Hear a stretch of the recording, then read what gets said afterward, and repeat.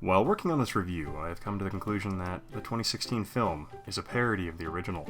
I say this because the new Ghostbusters takes nothing from the original aside from iconic locations and basic ideas, and makes a film that lacks the spirit and subtle nuances that made the original so memorable. It's not the fault of the cast, it's clear they worked hard, and they made a modern comedy, which for all their effort is all they did. A flat, one-off comedy film that does nothing to add to the story and or lore that was Ghostbusters.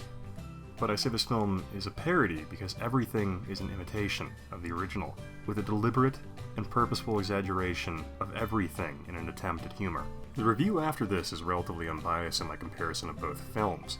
However, the longer I watched Ghostbusters 2016, the more I found myself believing it's a parody. So, draw whatever conclusions you will, but if you watch the comparison, you may very well come to the same conclusion that I did. So, please join me as we analyze both films. That took way too long. What are you doing? Oh my, get off of me! You're friendly, you have to listen to me. Get out of the city! Get out of the city! They're coming! Don't you understand? These ghosts kill people!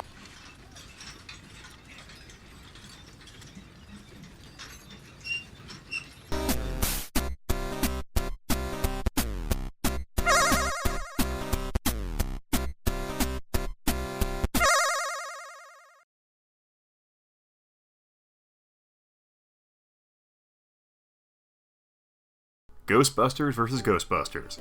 When Hollywood has 27 years to come up with a good idea for a film, and instead shoves something down your throat that only reminds you enough of the original to disappoint you. Warning, I'm going to spoil large amounts of both films. Let's start like we always do and begin by comparing the intro. Ghostbusters 1984 starts with a great panning shot of the library in New York that gives you this almost ominous feel as it kind of goes over a stone lion. But from that shot it moves into the library, into a confined space. The shot works great because of the confined feeling it gives to the space, which is a great atmosphere for the shot.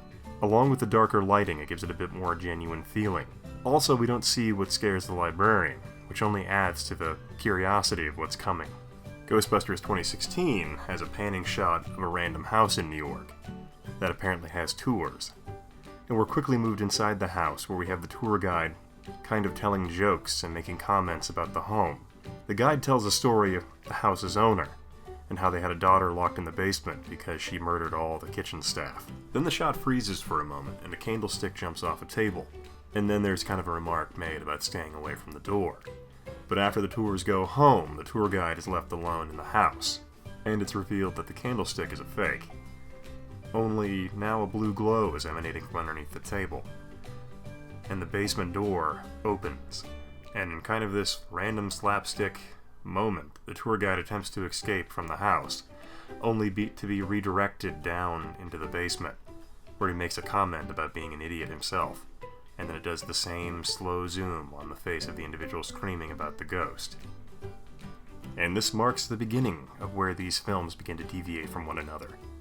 The lighting in the 2016 film is always good, and the colors are drastically more vibrant, where in the original, they're more muted in color, but this is very much a product of when both films were made. However, the tones of both films deviate drastically. What makes the 2016 film quite a bit different than the 1984 is that when the film begins, the characters are talking and making jokes from the very start. And these aren't even primary characters, these are just people that are kind of extras in the story.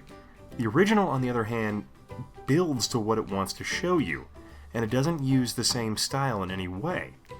The jokes are kind of constructed because it seems like the 2016 film didn't really have a script, and a lot of these scenes were improv, where the 1984 film very much had a structure it was conforming to. So now that we got that part of the intro out of the way, let's dive into comparing the characters.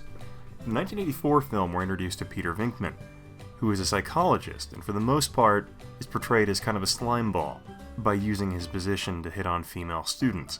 All the while, he continually shocks a male student to test latent ESP ability in a stressful environment, which actually proves to work somehow in this scene, but ultimately it doesn't paint him in a very positive light. However, in the 2016 film, we're introduced to Erin Gilbert, a physicist professor trying to get her tenure, so she can basically be embedded with the college and not risk losing her job, because tenure is amazing.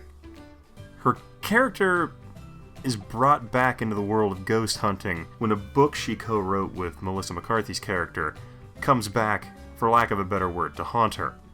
The films are so drastically different at this point, they're hard to compare, because both films hit the same marks in abstract ways, but they're executed completely different. So the book is used as a catalyst to get Kristen Wiig's character to go and confront Melissa McCarthy's character about having the book taken down. Only instead of it being taken down, she's basically forced to go and confront this ghost at that person's house. And this book is somehow used as a professional conflict between the two of them. But however, it's not really addressed in any type of emotional weight or anything really later in the story.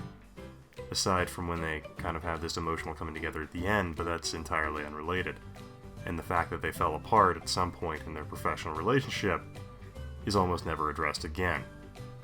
As opposed to the 1984 Ghostbusters, where literally Peter Venkman is hitting on a female student, and then Ray rushes into the building to essentially let him know that a ghost has been spotted in the library and they need to go check it out. And Peter Venkman, being attached to this division of the college, is kind of professionally drawn and or required to go to this, even though he's actually rather annoyed, which ultimately is a much, much simpler way to get the story moving than a book. Once they get to the library, they meet up with Egon, and then the shots move into the underbelly of the library, giving you these great confined shots. But what's really fun about these scenes is that Bill Murray's character initially is a skeptic and doesn't really believe in these things, but then again, none of the Ghostbusters at this point had even encountered ghosts. So the manner in which they react to the ghosts they see is very genuine, and actually adds to the story, in contrast to how the 2016 Ghostbusters does it. The 2016 film, in contrast, feels almost smaller because the set isn't in a library, so the environment is automatically quite a bit smaller, and it's just them going to the house with the door, and then the door slowly opens in this weird gag where they start blaming each other about who opened the door. But then it changes, because the people in the 2016 film react in perhaps the dumbest ways in these situations. They react in a manner in which people wouldn't react if they saw a ghost for the first time. Like the one character eating a potato chip, which I don't understand why they thought that was funny or why that was even needed to be in the film to make the scene funny or the potential of it. But that moment right there just tells me that this film is entirely different in tone in the manner in which they're going to approach these scenes. They're just throwing things into them to try and make it funny. And ultimately, I think the movie suffers because of it. And after several moments of them kind of arguing with each other about this ghost and the situation they're in, then the ghost just projectile vomits over them. And that's the joke. Where in the original, this scene I thought was quite a bit funnier, but based on how they jumped out and yelled "Get her!" because they were so genuinely excited and had no idea what to do, that was their reaction. At which point they were so spooked they rush out of the library.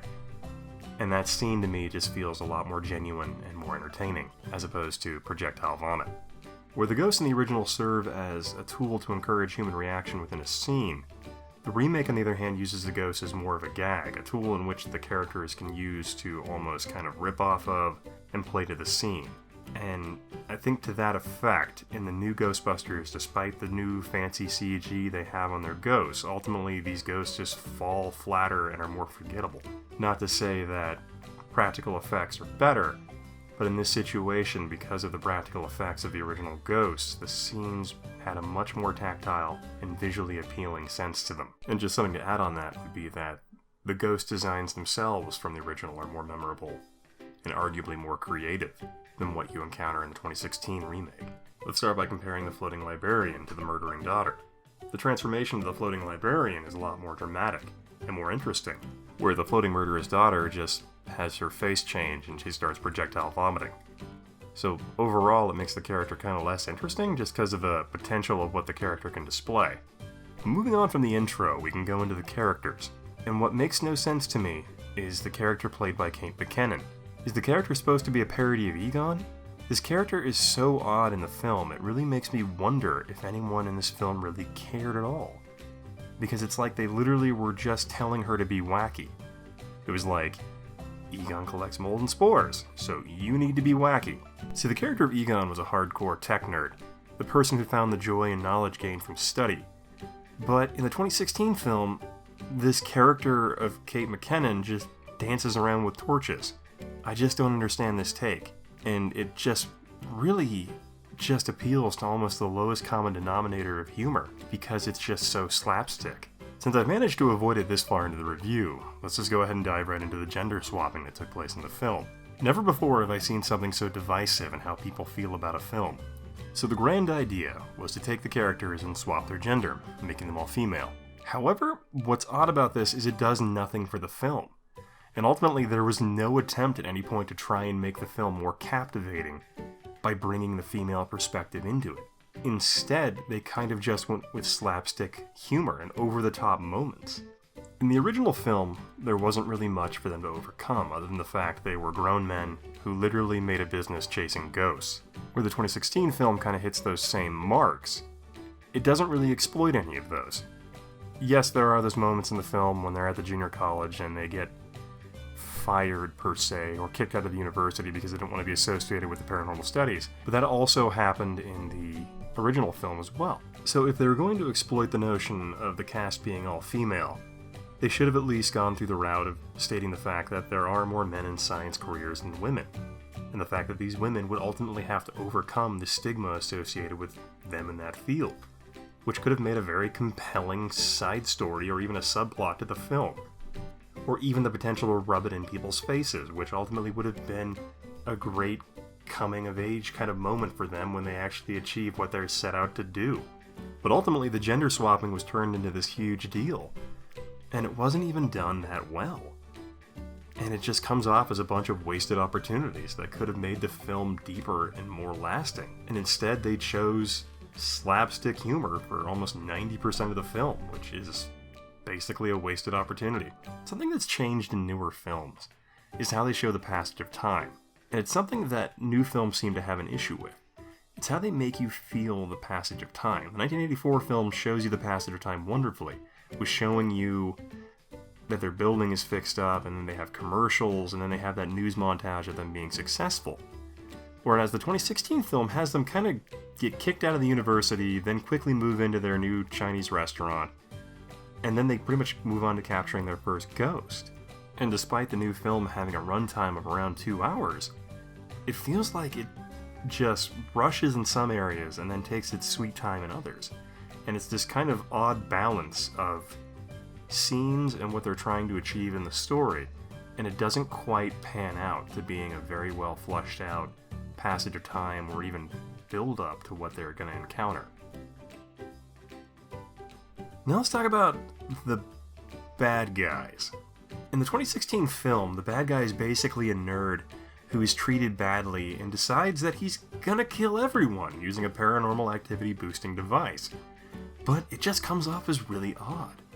In the original film, a lot of the paranormal events are based off ancient beliefs because Dan Aykroyd has a family history in basically paranormal activity. But ultimately, the Ghostbusters 1984 film didn't really have a bad guy. There was no established enemy, because the thing causing the paranormal activity in New York was actually being caused by a building designed by an architect who was basically a cult member. And the building was drawing all that psychokinetic energy from all over the world to cause the paranormal events. And the 1984 film was basically the Ghostbusters just overcoming ancient belief with the use of science and technology. And in contrast, the 2016 film was basically just science fighting someone else's science. So it wasn't like science or technology was overcoming some supernatural force or belief. In a way, to me, it felt like it cheapened the universe. Because how would a sequel work in this new Ghostbusters universe if the ghosts are caused by technology? And if they defeat the guy who's making the ghost-inducing machines, how are they gonna have more ghosts to fight? So that kind of felt like a limiting factor in the story. The original 1984 film cared so much about these paranormal activities because Dan Aykroyd actually was passionate about the subject. So having a physical antagonist seems to actually detract from the story in the remake, because in the original it was unnecessary based on how they set up the story. And I think they could have done something equally interesting in the 2016 film. Moving on to throwbacks in the new film. The reboot of the Ghostbusters film made an active choice to not use any of the things that made the prior film iconic. The reboot mentions those things in passing for kind of a cheap joke sometimes, but that just kind of further cheapens the material. In the 2016 film, they show the firehouse, but they say they can't afford it in this random joke where she tells the lady to burn in hell, so they move to a Chinese restaurant. And what's disappointing about this choice is that they don't really play with how the firehouse was set up in the original. In the 1984 film, the firehouse was dilapidated and kind of a crap hole. So there could have been this great montage of them fixing it up and going through that whole thing and kind of exploiting the potential humor of that. But they don't do it. They choose instead to go with a Chinese restaurant. And what's disappointing about that is they ditched something that was ultimately very iconic, and they just pass it over, and I thought that was a first mistake. And in doing so, they limited the environment they could play in. The fire station was a much larger space that allowed for more creative settings. The Chinese restaurant, on the other hand, is much smaller and really limits the environment of what they can do. But again, this kind of goes back to the idea that the reboot is just more of a dialogue and joke-driven film, with the actors just kind of being told to come up with what's funny in the moment and what feels like they should do for every scene. And the original just had better ideas for what they wanted to do with it. The technology. What has become really common in newer films is they have to show off every bit of shiny technology. What the reboot did was it did too much of showing off the technology. It was like they wanted to do what Batman had done in his movies, where they show off all the new gadgets, and they even take time to show them off testing it in an alleyway. And then they just kind of turn it into this whole slapstick humor thing of her flying around and screaming while getting thrown back by this weapon that just really isn't safe in that situation. And the 1984 film, on the other hand, just has the tech and doesn't waste time explaining it. The film established that they were scientists and they didn't need to try and explain it like the new film did. The newer film felt like there was a need to show you the tech because that was basically the only iconic thing that they carried forward from the original film. Now on to jokes that I just don't understand why they thought they were funny enough to keep in the film. The Chinese food joke. Why? Why did they keep bringing it back? It made literally no sense. I mean, did the joke get funnier to them the more they kept repeating it and throwing back to it? But what I don't understand is that the city of New York has perhaps over 100-something Chinese restaurants within the urban area alone. And I think a better joke, once they lived above the Chinese restaurant, would have been to order from a different Chinese restaurant and then put them at odds with each other. See, that has potential, I think, to be funny, but this just reoccurring gag of how crappy the service was at that Chinese restaurant made no sense to me. And they just kept throwing it in my face. The only reoccurring gag I can think of from the original would have to be the slime that Peter Venkman keeps getting into. There was the scene in the beginning of the library where he has to take a sample and then he wipes it on the books. And then another scene where he gets slimed by Slimer in the hotel. And then followed by the scene where he wipes slime on the shoulder of the EPA man.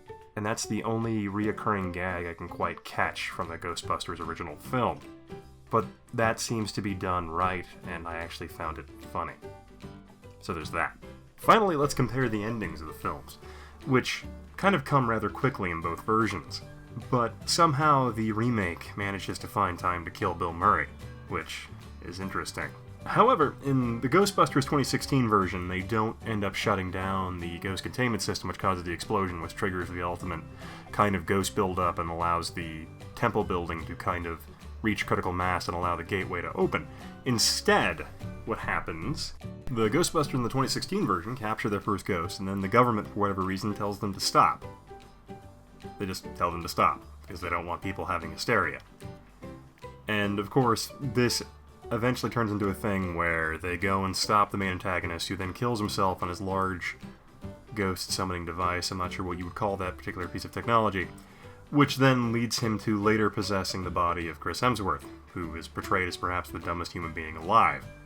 But then he uses Chris Hemsworth to push forward and essentially access the spirit realm, causing all kinds of weird things to break loose. The original uses the EPA to kind of kick off the end of the film by having them kind of shut off the containment system, which causes the explosion, which causes the ultimate catalyst of the energy to allow the Traveler to come to Earth, who apparently has been doing this for millennia and purging many of the populations in these areas around his temple. The build-ups in both Ghostbusters 2016 and 1984 are a bit different, considering basically Ghostbusters 1984 kind of has its main culmination on the top of the building at the end, where the 2016 version kind of takes place all over New York, and then has a 300-style slow-motion fight, which ultimately just feels out of place. Because this movie never really portrayed itself outside of being a comedy, and now it's suddenly an action film, which is an odd change of pace. So in both films, they have the National Guard, which is kind of a fun little thing where they have those people running around and making the scene a little bit more dynamic and more people in it. However, the 2016 Ghostbusters takes advantage of the National Guard by doing somewhat of a dance routine, which doesn't really take place till after the credits, but still, all the National Guard members are frozen in a particular type of dance pose, which makes me ask the question as to why the Ghostbusters weren't stuck in that dance pose. But then it kind of ends in this culminating fight with the 2016 Ghostbusters battling a kind of enlarged ghost version of the main antagonist of the film, where they then knock him out of his misery by shooting him in the crotch with their proton packs. And then they knock him into a portal, and then one of them gets dragged in, and then there's this kind of moment where she wraps a cord around herself and dives in after her, catches her friend, and I'm kind of surprised she isn't cut in half by the tension on the cord around her waist. But that's just kind of where this one goes and how it ends. Where in contrast, the 1984 Ghostbusters ends in this manner in which they're on the rooftop, they take this moment of solitude to kind of wonder about their lives and decide to cross the streams in order to fire their energy weapons into the temple to basically end what is going on, even though knowing it could potentially end their lives. So there's more of an interesting self-sacrifice moment in this film versus the other one.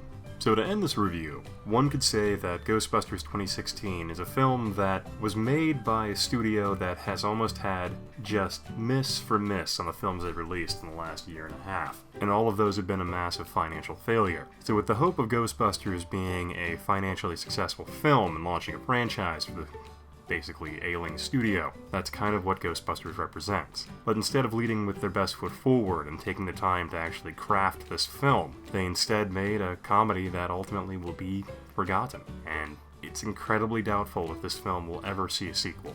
What defines Ghostbusters 1984 in comparison to Ghostbusters 2016 is that the 1984 film had defined roles for the characters.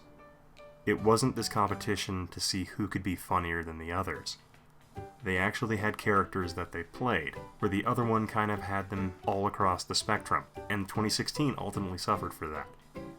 And Ghostbusters 1984 will always be a memorable classic because of how well it was done, and the fact that the actors weren't just constantly trying to go over one another, and it just ultimately led to the story being a little more convoluted and not nearly as cohesive as what the 1984 version ultimately did.